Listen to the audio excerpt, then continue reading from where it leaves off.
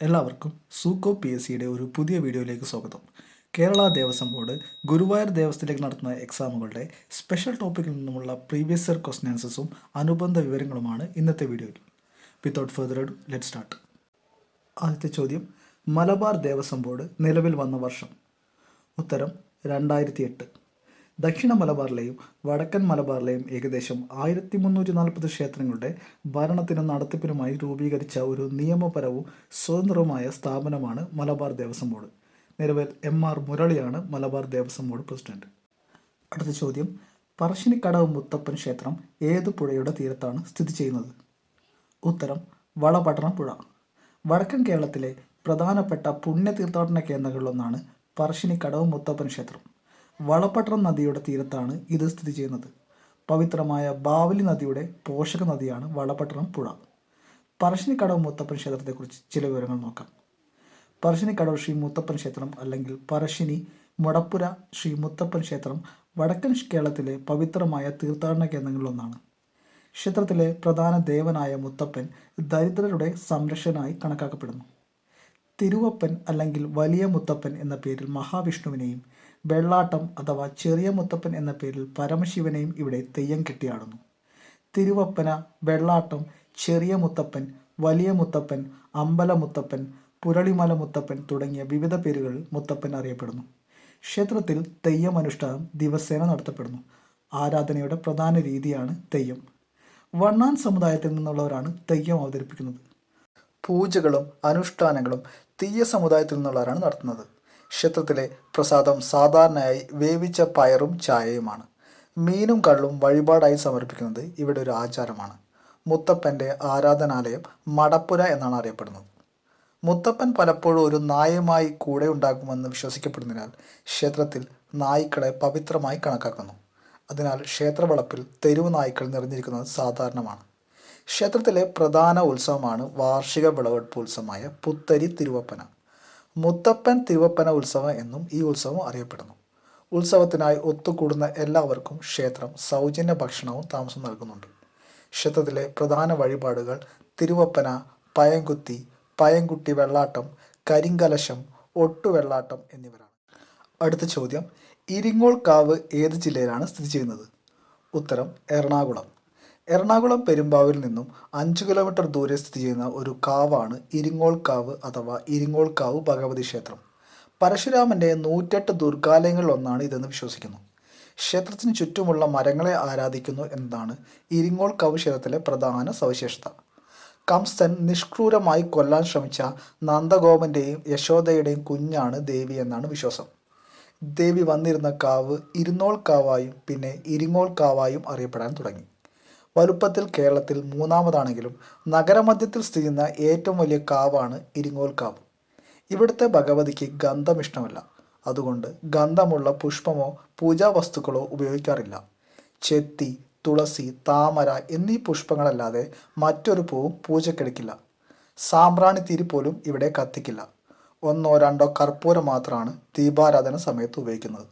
അഭിഷേകത്തിന് ജലമല്ലാതെ മറ്റൊന്നും പാടില്ല എന്നും ഈ ദേവിക്കുണ്ട്. ദേവി ഇവിടെ ബാലികാ സങ്കല്പത്തിലായതിനാൽ ഈ ക്ഷേത്രത്തിൽ വിവാഹങ്ങൾ നടത്താറില്ല. തിരുവിതാംകൂർ ദേവസ്ഥത്തിന് കീഴിലാണ് ക്ഷേത്രം. അടുത്ത ചോദ്യം, എത്ര ദിവസം ചേരുന്നതാണ് ഒരു ചന്ദ്രപക്ഷം? ഉത്തരം 15. ഇന്ത്യൻ പഞ്ചാംഗം അനുസരിച്ച് ചന്ദ്രൻ്റെ ഒരു ദിവസം അല്ലെങ്കിൽ ഒരു ചാന്ദ്ര ദിനമാണ് തിഥി. 30 തിഥികൾ അടങ്ങിയതാണ് ഒരു ചാന്ദ്രമാസം. ചാന്ദ്രമാസത്തിന് 2 ഭാഗങ്ങൾ അല്ലെങ്കിൽ പക്ഷങ്ങളുണ്ട്, കൃഷ്ണപക്ഷവും ശുക്ലപക്ഷവും. കൃഷ്ണപക്ഷം അല്ലെങ്കിൽ കറുത്ത പക്ഷം പൗർണമിയിൽ തുടങ്ങി അമാവാസിയിൽ അവസാനിക്കുന്നു. അതുപോലെ ശുക്ലപക്ഷം അല്ലെങ്കിൽ വെളുത്ത പക്ഷം അമാവാസിയിൽ തുടങ്ങി പൗർണമിയിൽ അവസാനിക്കുന്നു. കൃഷ്ണപക്ഷം, ശുക്ലപക്ഷം എന്നീ ചാന്ദ്രപക്ഷങ്ങൾ 15 തിഥി അഥവാ 15 ദിവസം അടങ്ങിയതാണ്. അടുത്ത ചോദ്യം, കടപ്പയാതി സമ്പ്രദായത്തിൽ ന എന്ന അക്ഷരത്തിൻ്റെ വില? ഉത്തരം 0. കടപ്പയാതി സംഖ്യ എന്നത് ഭാരതീയ ഗണിത ജ്യോതിശാസ്ത്രങ്ങളിൽ ഉപയോഗിച്ചിരുന്ന ഒരു സംഖ്യാ സമ്പ്രദായമാണ്. ഇതിൽ ഓരോ അക്ഷരത്തിനും ഒരു സംഖ്യാമൂല്യം നിശ്ചയിച്ചിരിക്കുന്നു. കടപ്പയാതി സംഖ്യാ സമ്പ്രദായത്തിൻ്റെ ഉപജ്ഞാതാവ് വരരുചിയാണെന്ന് വിശ്വസിക്കപ്പെടുന്നു. ക, ഡ, പ, യ എന്നീ അക്ഷരങ്ങൾ 1 എന്ന സംഖ്യയെ സൂചിപ്പിക്കുന്നതിനാൽ ഈ സമ്പ്രദായം കടപ്പയാതി എന്ന പേരിൽ അറിയപ്പെടുന്നു. പരൽപ്പേര് എന്ന് കേരളത്തിൽ ഇത് അറിയപ്പെടുന്നുണ്ട്. ഈ സമ്പ്രദായത്തിൽ ഓരോ അക്ഷരവും 0 മുതൽ 9 വരെയുള്ള ഏതെങ്കിലും അക്കത്തെ സൂചിപ്പിക്കുന്നു. പട്ടിക നോക്കുക. ഈ പട്ടിക അനുസരിച്ച് നായുടെ മൂല്യം 0 ആണ്. അടുത്ത ചോദ്യം, പുരുഷന്മാർ സ്ത്രീകളെ പോലെ വേഷം കെട്ടിപ്പോകുന്ന ചടങ്ങുള്ള അമ്പലം. ഉത്തരം കൊറ്റംകുളങ്ങര. കൊല്ലം ജില്ലയിലെ ചവറയിൽ സ്ഥിതി ചെയ്യുന്ന ഒരു ഭഗവതി ക്ഷേത്രമാണ് കൊറ്റംകുളങ്ങര ദേവീക്ഷേത്രം. ദുർഗാദേവിയാണ് ഇവിടുത്തെ പ്രധാന പ്രതിഷ്ഠ. കൊറ്റംകുളങ്ങര അമ്മ എന്ന് ഭഗവതി വിളിക്കപ്പെടുന്നു. താന്ത്രിക വിധി പ്രകാരം മേൽക്കൂരയില്ലാതെ ദേവി വനദുർഗ രൂപത്തിലാണ് ഇവിടെ കുടികൊള്ളുന്നത്. കൊറ്റൻ നിവേദ്യമാണ് ക്ഷേത്രത്തിലെ ഒരു പ്രധാന വഴിപാട്. ചമയവിളക്ക് ഉത്സവം. ഉദ്ദിഷ്ടകാര്യസിദ്ധിക്കായി പുരുഷൻ സ്ത്രീവേഷം അണിഞ്ഞ് ദീപമേന്തുന്നതാണ് ഈ ഉത്സവത്തിൻ്റെ പ്രത്യേകത. മീനമാസത്തിലെ 10, 11 ദിവസങ്ങളിലാണ് രാത്രിയിലാണ് ചമയവിളക്ക് ഉത്സവം നടക്കുന്നത്. ഈ ഉത്സവത്തിൽ ആൺമക്കളെ പെൺകുട്ടികളാക്കിയും ഭർത്താക്കന്മാരെ സ്ത്രീവേഷം ധരിപ്പിച്ചും വിളക്കെടുപ്പിക്കുന്നു. അടുത്ത ചോദ്യം, കൃഷ്ണഗീതയുടെ കർത്താവ്. ഉത്തരം മാനവേദൻ. സാമൂതിരിയായിരുന്ന മാനവേദനാണ് കൃഷ്ണഗീതി രചിച്ചത്.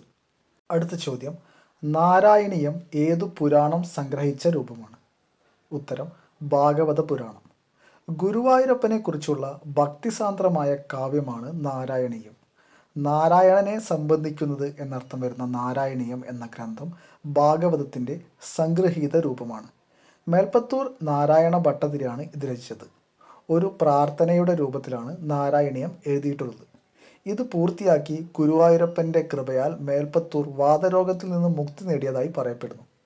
1034 ശ്ലോകങ്ങളാണ് നാരായണീയത്തിലുള്ളത്. 100 ദിവസം കൊണ്ടാണ് ശ്ലോകങ്ങൾ പൂർത്തിയാക്കിയത്. മഹാവിഷ്ണുവിൻ്റെ കഥ ദശകങ്ങളായിട്ടാണ് ഇതിൽ എഴുതിയിട്ടുള്ളത്. അവസാനത്തെ ദശകമാണ് ആയുരാരോഗ്യ സൗഖ്യം.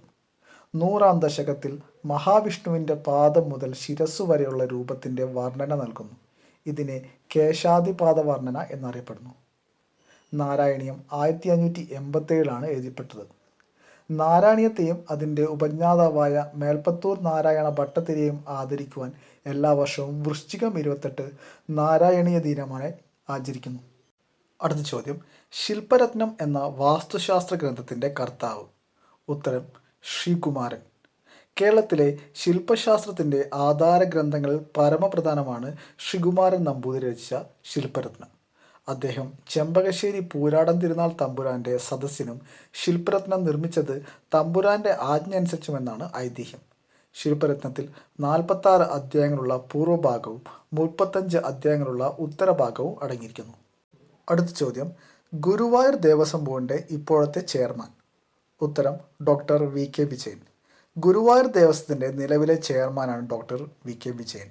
തുടർച്ചയായി 2ാം തവണയാണ് ചെയർമാനാകുന്നത്. Doctor V K. വിജയൻ തൃശ്ശൂർ കേരളവർമ്മ കോളേജിലെ റിട്ടയർഡ് സംസ്കൃത അധ്യാപകനാണ്. നിലവിലെ ദേവസ്വം കമ്മീഷണറാണ് ബിജു പ്രഭാകർ. അടുത്ത ചോദ്യം, ഭജഗോവിന്ദം എന്ന കൃതിയുടെ കർത്താവ്. ഉത്തരം ശങ്കരാചാര്യൻ. ശങ്കരാചാര്യ രചിച്ച കവിതകളിലൊന്നാണ് ഭജഗോവിന്ദം അഥവാ മോഹമുദ്ഗരം. മോഹത്തെ തകർത്ത് കളയുന്ന ഇരുമ്പുലക്ക അഥവാ മുദ്ഗരം എന്ന ഇതിൻ്റെ പേര് അർത്ഥമാക്കുന്നു. ഇതിൻ്റെ പൂർണ്ണരൂപത്തിൽ 32 ശ്ലോകങ്ങളുണ്ട്. പാതാകുലകം അഥവാ തരങ്കിണി വൃത്തത്തിലാണ് ഇത് എഴുതിയിരിക്കുന്നത്. അടുത്ത ചോദ്യം, അമ്മന്നൂർ മാധവ ചാക്യാർ ഏതു കലയുടെ ആചാര്യനാണ്? ഉത്തരം കൂടിയാട്ടം. കൂടിയാട്ടത്തിൻ്റെ കുലപതി എന്നറിയപ്പെടുന്ന കലാകാരനാണ് അമ്മന്നൂർ മാധവ ചാക്യാർ. സംസ്കൃത നാടക രൂപമായ കൂടിയാട്ടത്തിന് ഒട്ടേറെ സംഭാവനകൾ നൽകിയ അമ്മന്നൂർ കുടുംബത്തിലാണ് അദ്ദേഹം ജനിച്ചത്. ബാലി വധത്തിലെ ബാലി, ജടായു വധത്തിലെ ജടായു, തോരണ യുദ്ധത്തിലെ ഹനുമാൻ, ശൂർപ്പണഖാംഗത്തിലെ ശൂർപ്പണഖ തുടങ്ങിയവ അദ്ദേഹത്തിൻ്റെ പ്രശസ്ത വേഷങ്ങളായിരുന്നു. പത്മഭൂഷൺ, കാളിദാസ് സമ്മാൻ, സംഗീത നാടക അക്കാദമി ഫെലോഷിപ്പ് തുടങ്ങിയ ഒട്ടേറെ ബഹുമതികളും ലഭിച്ചിട്ടുണ്ട്. 2008 മരണമടഞ്ഞത്. കൂടിയാട്ടം കേരളത്തിലെ ഏറ്റവും പഴയ രംഗകലയാണ് കൂടിയാട്ടം. ഇന്ന് ഭാരതത്തിൽ അവശേഷിച്ചിട്ടുള്ള ഏക സംസ്കൃത നാടകാവതരണമാണ് കൂടിയാട്ടം. ലോക പൈതൃക കലയായി യുനെസ്കോ അംഗീകരിച്ചിട്ടുണ്ട് കൂടിയാട്ടത്തെ. കൂടിയാട്ടം എന്നാൽ കൂടിയുള്ള അല്ലെങ്കിൽ ഒരുമിച്ചുള്ള ആട്ടം എന്നാണ് അർത്ഥം. കൂത്തമ്പലങ്ങൾ എന്നറിയപ്പെടുന്ന നാടകശാലകളാണ് കൂടിയാട്ടത്തിൻ്റെ വേദി. ഒരേ സമയം രംഗത്ത് 2 അതിലധികമോ കഥാപാത്രങ്ങൾ ഉണ്ടാകും. പരമ്പരാഗതമായി ചാക്യാർ, നങ്ങ്യാർ സമുദായക്കാരാണ് കൂടിയാട്ടം അവതരിച്ചു പോകുന്നത്. ചാക്യാർ പുരുഷ കഥാപാത്രങ്ങളെയും നങ്ങ്യാർമാർ സ്ത്രീ കഥാപാത്രങ്ങളെയും അവതരിപ്പിക്കുന്നു. ശ്ലോകം ചൊല്ലുക, കുഴിത്താളം പിടിക്കുക എന്നീ പ്രവൃത്തികൾ നങ്ങ്യാരാണ് ചെയ്യുന്നത്. മിഴാവാണ് കൂടിയാട്ടത്തിലെ പ്രധാന വാദ്യം. ഇടയ്ക്ക, ശംഖ്, കുറുങ്കുഴൽ, കുഴിത്താളം എന്നിവയാണ് മറ്റു വാദ്യങ്ങൾ. അണിയറയിൽ മിഴാവ് വായിക്കുന്നത് നമ്പ്യാരായിരിക്കും. കൂടിയാട്ടത്തിലെ ജനപ്രിയ കഥാപാത്രം വിദൂഷകനാണ്. സംഘത്തിലുള്ള എല്ലാവരെയും കളിയാക്കുകയും വിമർശിക്കുകയും ചെയ്യും വിദൂഷകൻ. കൂടിയാട്ടത്തിൻ്റെ രംഗാവതരണത്തിൻ്റെ വിശദമായ പാഠങ്ങൾ ക്രമദീപിക, ആട്ടപ്രകാരം എന്നിവയാണ്. ഹസ്തമുദ്രകൾ ഉപയോഗിച്ചുള്ള വിസ്തരിച്ച അഭിനയവും ഇളകിയാട്ടം, പകർന്നാട്ടം, ഇരുന്നാട്ടം തുടങ്ങിയ സവിശേഷ അഭിനയ രീതികളും കൂടിയാട്ടത്തിലുണ്ട്.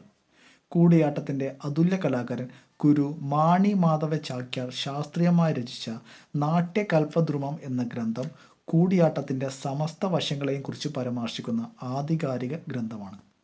അടുത്ത ചോദ്യം, സത്യമേവ ജയതേ എന്ന വാക്യം ഏത് ഉപനിഷത്തിലുള്ളതാണ്? ഉത്തരം മുണ്ടകോപനിഷത്ത്. ഏറ്റവും പ്രധാനപ്പെട്ടവയായി കരുതപ്പെടുന്ന 10 ഉപനിഷത്തുകളിൽ ഒന്നാണ് മുണ്ടകോപനിഷത്ത്. ഇത് അഥർവവേദത്തിലെ ശൗനക ശാഖയിൽ ഉൾപ്പെട്ടതാണ്. സത്യമേവ ജയതേ എന്ന മഹാവാക്യം മുണ്ടകോപനിഷത്തിലെ 3-ാം അധ്യായത്തിലാണ് ഉള്ളത്. അടുത്ത ചോദ്യം, പൂർണ്ണത്രയീശ ക്ഷേത്രം എവിടെ സ്ഥിതി ചെയ്യുന്നു? ഉത്തരം തൃപ്പൂണിത്തുറ. എറണാകുളം ജില്ലയിലെ തൃപ്പൂണിത്തുറ എന്ന സ്ഥലത്താണ് പ്രസിദ്ധമായ പൂർണ്ണത്രയീശ ക്ഷേത്രം സ്ഥിതി ചെയ്യുന്നത്. ശ്രീ മഹാവിഷ്ണു ഇവിടെ സന്താന ഗോപാലമൂർത്തി സ്വരൂപമായി പൂർണ്ണത്രയീശൻ എന്ന പേരിൽ ആരാധിക്കപ്പെടുന്നു. ശിശുക്കളുടെ രക്ഷകൻ എന്നർത്ഥം വരുന്ന സന്താന ഗോപാലമൂർത്തി മഹാവിഷ്ണുവിൻ്റെ ഒരു അവതാരമാണ്. അടുത്ത ചോദ്യം, ആത്മോപദേശ ശതകത്തിൻ്റെ കർത്താവ്? ഉത്തരം ശ്രീനാരായണ ഗുരു. പ്രശസ്ത സാമൂഹിക പരിഷ്കർത്താവും ആത്മീയ ആചാര്യനുമായിരുന്നു ശ്രീനാരായണ ഗുരുവിൻ്റെ ഒരു പ്രമുഖ ദാർശനിക കൃതിയാണ് ആത്മോപദേശ ശതകം. ശ്രീനാരായണ ഗുരുവിൻ്റെ അദ്വൈത ദർശനമാണ് ആത്മോപദേശ ശതകം. കേരള ദേവസ്വം ബോർഡ് എക്സാമുകൾക്കുള്ള സ്പെഷ്യൽ ടോപ്പിക്കിൽ നിന്നുമുള്ള പ്രീവിയസ് ഇയർ ക്വസ്റ്റ്യൻ ആൻസേഴ്സും അനുബന്ധ വിവരങ്ങളുമാണ് ഇന്നത്തെ വീഡിയോയിൽ നമ്മൾ ഡിസ്കസ് ചെയ്തത്. വീഡിയോ ഇഷ്ടപ്പെട്ടാൽ ലൈക്ക് ചെയ്യാനും ഷെയർ ചെയ്യാനും മറക്കരുത്. എല്ലാവർക്കും സൂക്കോ PSCയുടെ നന്ദി, നമസ്കാരം.